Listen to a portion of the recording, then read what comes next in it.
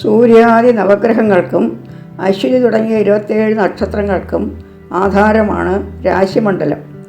രാശിമണ്ഡലത്തിലെ ഓരോ രാശികളെയും കാലപുരുഷൻ്റെ ഓരോ അവയവങ്ങളായി കൽപ്പിച്ചിരിക്കുന്നു. അവ എങ്ങനെയെന്ന് നോക്കാം. ഇതിനെ പരാമർശിക്കുന്ന ഹോരയിലെ പദ്യം ഇതാണ്: കാലാങ്കാനി വരാംഗം ആനനമുരോ ഹൃക്രോഡവാസോഭൃതോ വസ്തിർവ്യഞ്ജനമൂരു ജാനിയുകളെ ലംഘേതോഘ്രിദ്വയം.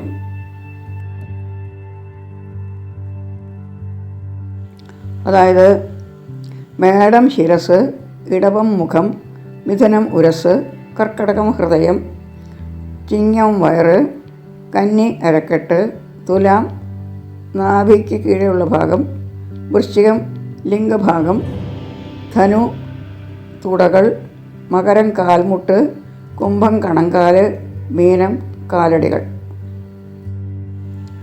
ഈ അവയവചിന്ത ജാതകത്തിലും പ്രശ്നത്തിലും സ്വീകരിക്കാവുന്നതാണ്. ഏത് രാശിയിലാണോ പാപനോ രോഗകാരകനായ ഗ്രഹമോ നിൽക്കുന്നത് ആ അവയവത്തിന് രോഗം പറയാവുന്നതാണ്.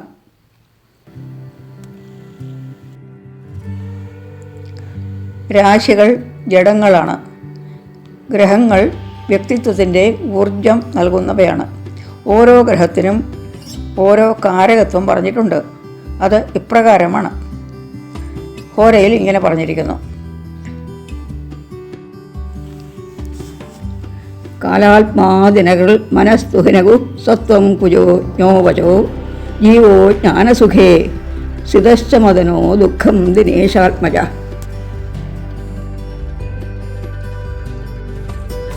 അതായത് സൂര്യൻ ആത്മകാരകനാണ്, അതായത് പ്രാണബലം നൽകുന്നു. ചന്ദ്രൻ മനസ്സിൻ്റെ കാരകനാണ്. ഊർജ്ജസ്വലതയുടെ കാരകൻ ചൊവ്വയാണ്. ബുധൻ വാക്കിൻ്റെ കാരകനാണ്. വ്യാഴം ജ്ഞാനത്തിൻ്റെയും സുഖത്തിൻ്റെയും കാരകനാണ്. കാമ വികാരത്തിൻ്റെ കാരകനാണ് ശുക്രൻ. ശനി ദുഃഖത്തിൻ്റെ കാരകനാണ്. പ്രപഞ്ചത്തിലെ സകല വസ്തുക്കളെയും മനുഷ്യൻ്റെ ഉൾവ്യക്തിത്വത്തെയും ബാഹ്യ ശരീരഘടനയെയും രോഗത്തെയും ഉയർച്ചയെയും താഴ്ചയെയും എല്ലാം ഈ 9 ഗ്രഹങ്ങളെക്കൊണ്ടും 12 രാശികളെക്കൊണ്ടും ചിന്തിക്കേണ്ടതാണ്. വേറെയും കാരകവിശേഷങ്ങൾ ഈ ഗ്രഹങ്ങൾക്കുണ്ട്. അത് വിശദമായി അറിഞ്ഞിരിക്കേണ്ടതാണ്.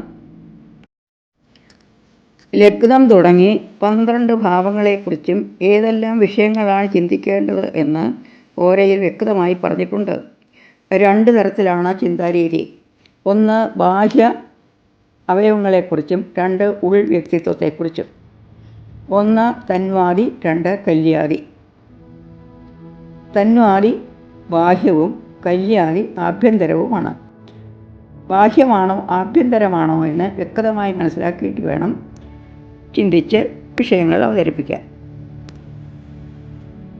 ഒരു രാശിയിൽ ആ രാശ്യാധിപനായ ഗ്രഹം നിൽക്കുന്നുവെങ്കിൽ വിഷയം ആഭ്യന്തരമായിരിക്കും.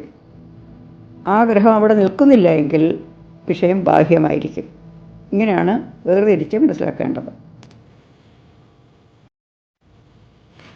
ബാഹ്യമായി ചിന്തിക്കേണ്ടത് എങ്ങനെയെന്ന് നോക്കാം. ഹോരാദയസ്തനു കുടുംബ സഹോത്ഥ ബന്ധു പുത്രാരി പത്നി മരണാനി ശുഭാസ്പദായാഹ വിഭാഗ്യം.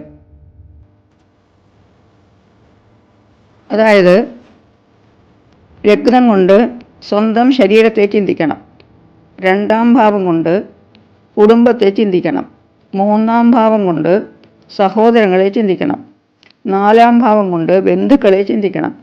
5-ാം ഭാവം കൊണ്ട് സന്താനത്തെ ചിന്തിക്കണം.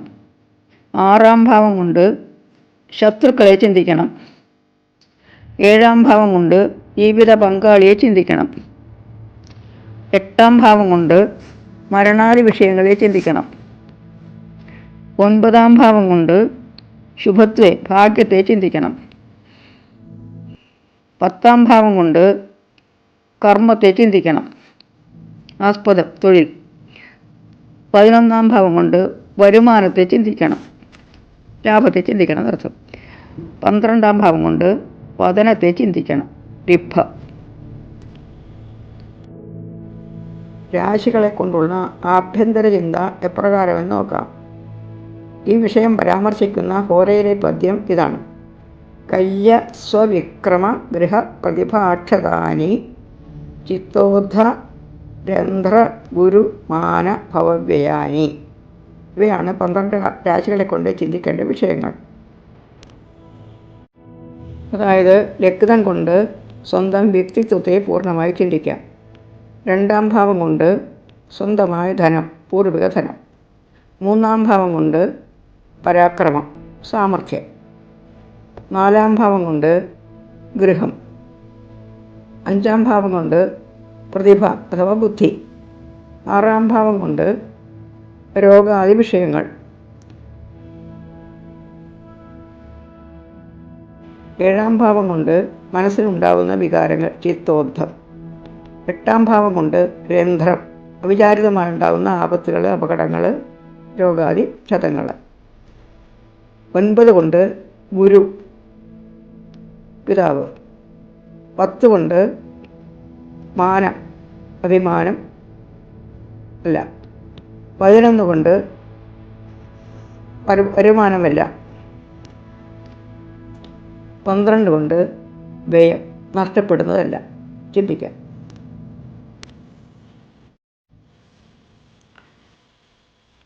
പന്ത്രണ്ട് രാശികളെ കൊണ്ടും ബാഹ്യവും ആഭ്യന്തരവുമായ ചിന്താരീതി സാമാന്യമായിട്ടാണ് ഇവിടെ പറഞ്ഞിട്ടുള്ളത്.